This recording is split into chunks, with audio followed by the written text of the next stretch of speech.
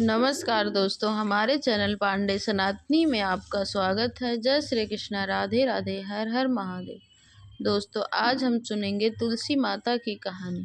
बहुत समय पहले की बात है। एक गांव में एक किसान अपनी पत्नी के साथ रहता था।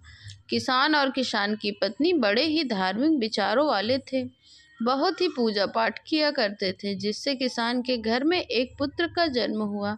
पुत्र के जन्म पर किसान और उसकी पत्नी ने खूब खुशियां मनाई और सोचने लगे कि हे प्रभु, हमारे एक पुत्री का भी जन्म हो जाए। तो किसान की पत्नी और बहुत धार्मिक स्नान, कार्तिक स्नान किया करते थे और तुलसी माता की पूजा भी किया करते थे। इसलिए माता तुलसी और भगवान विष्णु की कृपा से उन्हें एक पुत्री की प्राप्ति भी हो गई।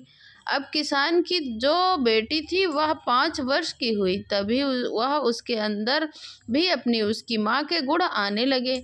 वह भी अपनी माँ को देखा करती थी, तुलसी में जल डाल दिया करती थी और भगवान के मंदिर में जाती थी। यहीं से उसने भी वह धार्मिक गुण आ गए और वह भी अपनी माँ की तरह पूजा पाठ करने लगी। इस तरह से अब वह कन्या धीरे धीरे बड़े होने लगी थी। जैसे जैसे वह बड़ी हुई वैसे वैसे उसकी तुलसी माता में आस्था बढ़ती गई। अब वह तुलसी माता की पूजा करती, दिया जलाती और हर साल कार्तिक स्नान करने लगी थी। गंगा में जाती और वहां पर कार्तिक स्नान करती। वह हमेशा उसका नियम बना रहता था। अब धीरे धीरे समय बीतता रहा। फिर किसान का बेटा भी विवाह लायक हो गया। किसान का जो बेटा था, किसान ने अपने बेटे का विवाह कर दिया क्योंकि वह विवाह के लायक हो गया। किसान के घर बहू आ गई और जब किसान के घर बहू आ गई तो वह उसे अपनी ननद का इतना पूजा पाठ करना नहीं भाता था। वह अपनी ननद से बड़ी जलती थी। कभी पूजा करती, कभी पूजा की थाली गिरा देती, कभी पूजा की थाली को जूठा कर देती और इस तरह अपनी ननद की पूजा पाठ छुटवाना चाहता थी। लेकिन उसकी सारी चालें व्यर्थ हो जाती थी। वो अपनी हार नाकाम कोशिश करने पर सिर पर हाथ रख कर बैठ जाती थी। यह लड़की है कि पूजा छोड़ने का नाम ही नहीं लेती। लेकिन कहते हैं कि समय पर अपनी रफ्तार से चलता रहा। अब किसान की पत्नी की उम्र हो गई थी और वह भी भगवान के प्यारे हो गए थे। लेकिन किसान ने मरने से पहले अपने बेटा से कहा था कि मेरी बेटी तेरी बहन है, तू उससे काफ़ी साल छोटी है और हमारा अब कोई भरोसा नहीं है। इसलिए अपनी बहन की जिम्मेदारी अच्छे से निभाना और उसके अच्छे से देखभाल करना और उसका अच्छा सा घर देखकर उसका विवाह करना। यह वह अपने बेटे को समझा कर गए थे। किसान का जो बेटा था अपनी बहन को बहुत प्यार करता था, लेकिन पत्नी के आगे उसकी एक भी नहीं चलती थी। कई बार वह आंखों देखी भी चुप रह जाता था। उसकी बहन के साथ उसकी पत्नी कितना अन्याय करती थी, क्योंकि वह चाहता था किसी भी तरह घर में कलेश न हो, इसलिए वह शांति से चाहता था और बात आगे नहीं बढ़ाता था और अपनी बहन को समझा देता था। अब जो उसकी बहन थी उसका नाम सुकन्या था। सुकन्या घर का सारा काम करती थी, फिर भी भाभी उसे मुंह भर चिढ़ाती रहती थी। लेकिन कभी भी वह चाहे दिन 12 बज जाए और नियम नहीं तोड़ती थी। हमेशा पूजा पाठ करती और कार्तिक के महीने में सुबह से ही नदी के घाट पर जाकर स्नान करती, पीपल पथवारी सींचती, तुलसी जी सींचती। यही उसका नियम था। यही कारण था कि उसकी भाभी उसे पसंद नहीं करती थी। अब धीरे धीरे समय बढ़ा। अब उसकी भाभी उस पर हंसती, देखो पुजारन आ गई है, और अपनी ननद की पुजारन कहकर बुलाती थी। लेकिन जो सुकन्या थी वह अपनी भाभी को किसी बातों का बुरा नहीं मानती थी। अब धीरे धीरे सुकन्या भी विवाह के लायक हो गई थी। गांव पड़ोस के लोग जो भी उसके पास भाई के से कहने लगे, भैया अब तुम्हारी बहन बड़ी हो गई है, उसके भी हाथ पीले कर दो। अब यह बात उसका भाई अपनी पत्नी से कहे तो कैसे कहे। वह देखता ही कि पत्नी इससे अगर यह बात करेगा तो उसकी पत्नी घर में कलेश कर देगी। लेकिन फिर भी बहन का विवाह तो करना ही था, क्योंकि उसके भी एक पुत्री ने जन्म ले रखा था। वह अपनी पुत्री से बहुत प्यार करता था, लेकिन ननद की फूटी आंख नहीं सुहाती थी उसे अब भी। जो एक दिन सुकन्या ने भैया से उसकी भाभी को कहा, देखो भाग्यवान, अब तुम्हारी सुकन्या बड़ी हो गई है और उसके साथ की सभी लड़कियों का विवाह भी हो गया है। विवाह ही नहीं, बाल बच्चेदार भी सब हो गए हैं। अब सब लोग बातें बनाने लगे हैं, अब हमें भी इसका विवाह कर देना चाहिए। यह बात तो उसकी भाभी भी जानती थी कि आज नहीं तो कल सुकन्या का विवाह करना ही पड़ेगा, लेकिन वह अपनी ननद के विवाह में एक फूटी कौड़ी भी खर्च करना नहीं चाहती थी। इसलिए उसने अपने पति से साफ साफ कह दिया, देखो जी, विवाह करना है तो करो, लेकिन मैं अपने घर में से एक फूटी कौड़ी भी इसको नहीं दूंगी।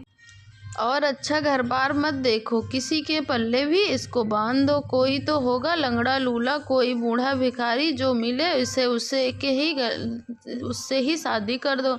अब उसका भाई कहने लगा, अरे भगवान, यह समाज है, समाज में कुछ ना कुछ तो करना ही पड़ता है। मैं ऐसे करूँगा तो सब लोग मेरे ऊपर थू थू करेंगे। उसने अपनी पत्नी को समझाया। उसकी पत्नी कहने लगी, ठीक है, लेकिन मैं नहीं चाहती कि तुम इसके लिए अच्छा घर बार ढूंढो। कोई बूढ़ा भिखारी पल्ले पड़ जाए तो उसी के साथ इसकी शादी कर दो। अब बेचारी सुकन्या यह सुनकर बेचारी मन ही मन को कोसने लगी और कहती, क्या करती, माँ बाप तो थे ही नहीं, अब भैया भाभी के सहारे ही थी। करती भी तो क्या करती। अब वह जब सुबह कार्तिक स्नान करने जाती तो गंगा मैया से रो रो कर कहती, गंगा मैया, आपने क्यों मेरे माता पिता को छीन लिया। मेरे माता पिता होते तो क्या वो मेरा विवाह धूमधाम से नहीं करते। और यह जो मेरे भैया भाभी हैं, मुझे किसी बूढ़े के पल्ले बांधने पर तुले हुए हैं। अब तुलसी मैया में से आवाज़ आती। जब वह तुलसी जी को सींचती, तुलसी माता कहती, हे पुत्री, तू क्यों चिंता करती है, सब जो भगवान के ऊपर छोड़ दे। जो कुछ होता है अच्छे के लिए ही होता है। अब बेचारी चुपचाप अपने घर आ जाती, मन ही मन अपने प्रभु को रटती रहती, प्रभु मेरा कैसा नसीब है। फिर भी अपने मन में भगवान को विनती करती रहती, अच्छे करने की कोशिश करती रहती थी। भाभी तो यही सोचती थी कि इसके विवाह में एक फूटी कौड़ी नहीं दूंगी और सब मेरी बेटी के विवाह होगा जब वह बड़े धूमधाम से करूंगी। अपनी बेटी को वह कोई भी काम नहीं करने देती थी। अब जो उसका भाई गांव-गांव जाने लगा, कोई सुकन्या के योग्य वर मिल जाए तो, लेकिन उसे सुकन्या के योग्य वर नजर नहीं आ रहा था। ऊपर से उसके मन में भी आशंका थी कि उसकी पत्नी कहीं उसे घर में रिश्ता नहीं करना है और सुंदर लड़का नहीं देखना है। वह भली भांति जानता था कि उसकी पत्नी ने उसे धमकी दी है, अगर तुमने इसका घर अच्छे घर में कर दिया तो गंगा में कूदकर अपनी जान दे दूंगी। वह यह इस बात से भी डर रहा था, उसकी पत्नी ने कोई गलत कदम उठा लिया तो उसका घर तो बिगड़ जाएगा। यही सोच में वह जो भी योग्य वर थे उन्हें देखकर मना कर देता था। अब एक दिन की बात है, वह सुकन्या को वर खोजने के लिए इधर उधर भटक रहा था, एक गांव से दूसरे गांव। तभी जो रास्ते में एक बाबा मिले। यही कोई थे 70-80 साल के और उससे कहते हैं कि अरे भैया, तुम क्यों इधर उधर घूमते रहते हो, मैं तुम्हें कई दिनों से देख रहा हूँ। तब वह सुकन्या को भैया कहता है। सुकन्या का भाई कहता है कि बाबा, क्या करूं, बहन के लिए रिश्ता ढूंढ रहा हूं, लेकिन उसके लिए कोई उचित वर नहीं लग रहा है। तब वह बूढ़ा बाबा कहता है, अरे भैया, गांव-गांव के अंदर इतने इतने नौजवान हैं, तुम क्यों नहीं अच्छा सा वर देख कर देते हो। फिर तो वह अपनी पूरी कहानी उस बूढ़े बाबा को बताता है। अब वो बूढ़ा बाबा उससे कहता है, अगर ऐसी बात है तो एक काम कर, अपनी बहन का विवाह मेरे साथ कर दे, क्योंकि मेरे घर में मेरी माँ है और इसका एक झोपड़ा है, मैं बहुत गरीब हूँ। यह सुनकर सुकन्या का भैया खुश हो जाता है। वह सोचने लगता है कि मैं इसी बूढ़े के साथ अपनी बहन का विवाह कर दूंगा और ना हल्दी लगेगी ना फिटकरी, और मेरी पत्नी भी खुश रहेगी। अब भैया ने तो देखा कि माँ बाप होते तो माँ बाप ही होते हैं। कहते हैं ना, पत्थर का भी जो सीख होती है पत्थर को भी फोड़ देती है। भैया भी आ गया भाभी के बातों में। उसने भी सोचा इतना खर्च करने से फ़ायदा क्या है। अब वह घर जाता है, घर जाकर अपनी पत्नी को सारी बात बताता है। जैसा तूने कहा था, मैं अपनी सुकन्या का विवाह एक 80 साल के बूढ़े से करना चाहता हूँ। यह सुनकर उसकी भाभी बहुत खुश हो गई। लेकिन जैसे ही सुकन्या ने यह सुना तो वह रोती रोती गंगा के घाट गई और वह कहने लगी कि गंगा मैया, आप मुझे अपने अंदर संभालो। मैं ऐसे बूढ़े से विवाह कैसे कर सकती हूँ। लेकिन फिर उसे भगवान और तुलसी माता की बात याद आई कि जो होता है अच्छे के लिए होता है, और अपना नसीब मानकर फिर वह अपने घर गई। क्योंकि वह सोचती रही, अगर मैंने कुछ गलत कदम उठा लिया तो समाज वाले मेरे पर ही लांछन लगाएंगे। भैया भाभी को तो क्या, सभी कहेंगे ही नहीं, इस तुम्हारी क्या गलती थी, लड़की गलत थी, डूबकर मर गई। यह सब सोचकर सुकन्या अपने घर जाती है और सब कुछ भगवान पर छोड़ देती है। प्रार्थना करती है, हे तुलसी मैया, पीपल देवता, पथवारी मैया, कार्तिक के मैया, राई दामोदर जी, मेरी प्रार्थना स्वीकार करना। मेरा अब जो सुख दुख है मेरे जीवन में घटित होगा वह सब आपके ऊपर है। मैं कुछ नहीं जानती, आप जो करोगे वह अच्छा ही करोगे। और फिर अपने काम में लग गई। अब उसका नियम था तो वह अपना कार्तिक स्नान करती, पूजा पाठ करती। इधर भैया भाभी को समझाया, देखो सुकन्या के विवाह जो हमने एक बूढ़े के साथ कर दिया, लेकिन थोड़ा बहुत ही हमें उसके लिए करना ही पड़ेगा। उसका तुम बुरा मत मानना, नहीं तो लोग क्या सोचेंगे, कैसे बूढ़े के साथ विवाह कर दिया है और कपड़े वगैरह भी नहीं दिए हैं। इसलिए भाई बाजार जाता है, बाजार से कपड़े लाता है, सुकन्या के लिए साड़ियाँ लाता है। लेकिन जो भाभी और एक नंबर की दुष्ट थी, वह सारी साड़ियों को बदल देती है और जो टाट की बोरी होती है उसको काट कर बक्से के अंदर रख देती है। और भैया था जो सोचता था कि बक्से में नए कपड़े हैं। इस तरह से सभी सामान आता है, भाभी सब सामान बदल देती है। जब सुकन्या के विवाह का दिन आता है तो सुकन्या को एक बहुत ही हल्की सी पुरानी साड़ी अपनी दे देती है पहनने के लिए, और जेवर वगैरह भी उसकी जगह तुलसी के पत्तों से गूंद कर उसकी माला पहना देती है। कहीं टीका बनाकर, कहीं उसके गले का हार बना दिया, कहीं अंगूठी बना दी। अब तुलसी जी से बना दिया, सब कुछ तुलसी जी से बना दिया। कहने लगी, तू तुलसी जी को ही पूजती है, तुलसी जी को ही पहन। देखती हूँ तेरी तुलसी जी में कितनी शक्ति है। बेचारी सुकन्या आंखों में आंसू भर लेती है, कहती है, कुछ नहीं, सब भगवान के ऊपर है। अपना नसीब मानकर जैसे जैसे उसकी भाभी कहती गई, सुकन्या वैसी वैसी करती गई।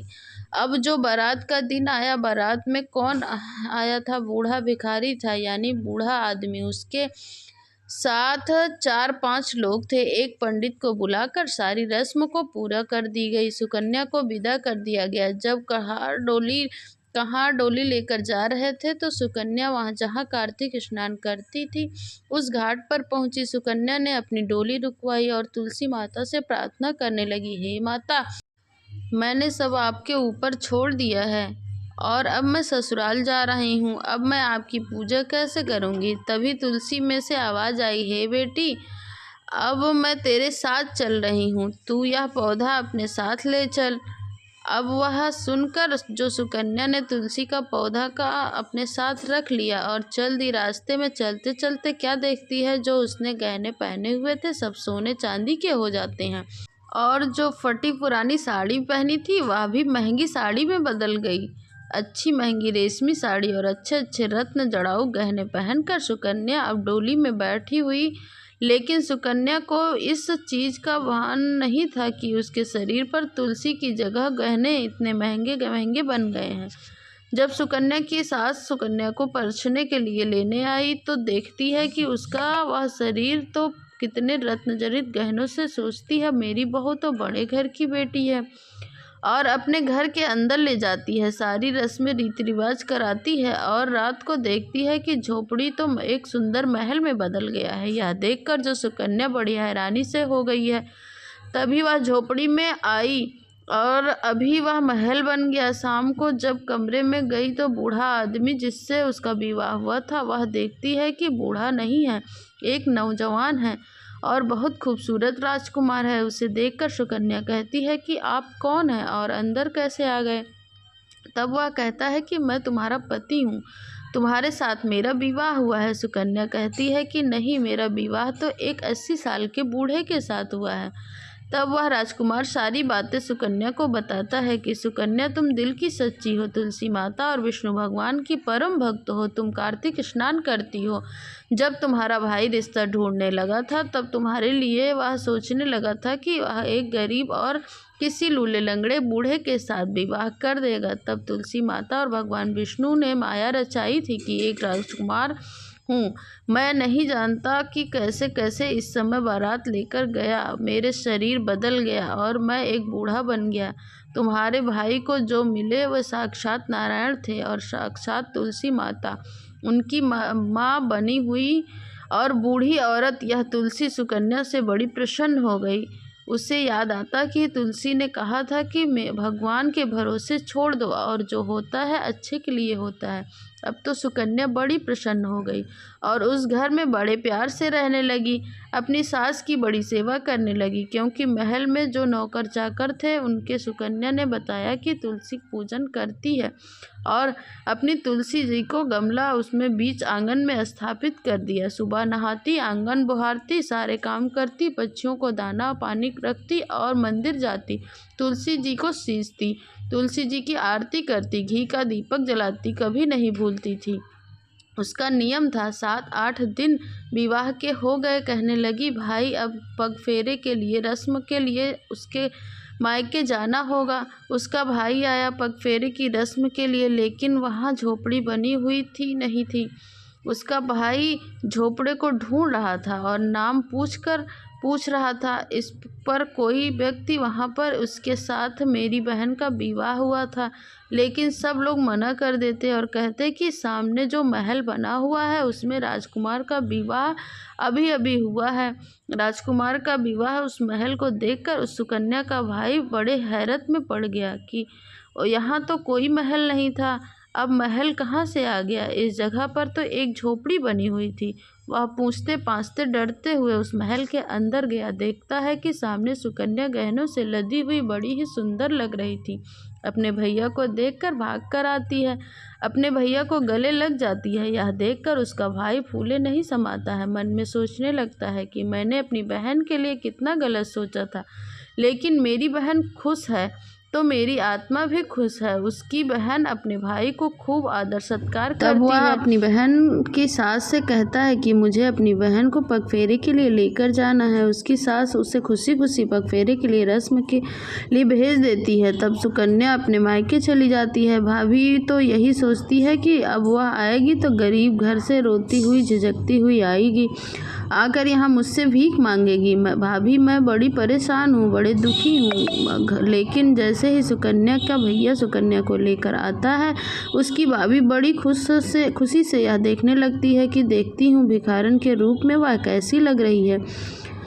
लेकिन जब वह सुकन्या को देखती है तब उसकी आंखें फटी रह जाती हैं। यह क्या, उसकी ननद तो महारानी की तरह आई है, सबके लिए अच्छे अच्छे उपहार लाई है। यह देखते ही उसको जैसे कि मानो उसके पैरों तले धरती निकल गई है और उसे विश्वास नहीं हो रहा था कि यह सब कैसे हो गया। लेकिन वह बहुत ही जल्दी बदल गई है कि सुकन्या तो बहुत अमीर हो गई है। अब सुकन्या को बड़े प्यार से, आदर से, सत्कार से उसकी आओ भगत करती है। काफ़ी अच्छे अच्छे उपहार देकर विदा करती है। भाभी को व्यवहार देखकर सुकन्या भी प्रसन्न हो जाती है और ससुराल में आकर अपने नियम कर्म में लग जाती है। उसकी भाभी सुकन्या से कहती है, जाते समय जब सुकन्या अगली साल कार्तिक स्नान करने आए तो अब की बार आकर मुझसे मायके में स्नान करना। सुकन्या यह बात मान लेती है और ससुराल में अपने पति के साथ अपनी सास को बता देती है कि उसकी भाभी ने मायके में उसे कार्तिक स्नान करने के लिए कहा है, जिसे उसकी सास और उसका पति खुशी से मान लेते हैं। चलो अच्छा है, भाभी अच्छी है, भैया अच्छे हैं, देर से ही सही, लेकिन उनको समझ में तो आया।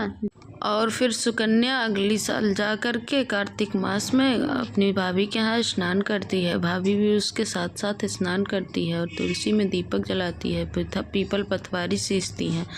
इससे उसकी भाभी का घर भी धन धान्य से भर जाता है। बोलिए तुलसी माता की जय, लक्ष्मी माता की जय, विष्णु भगवान की जय।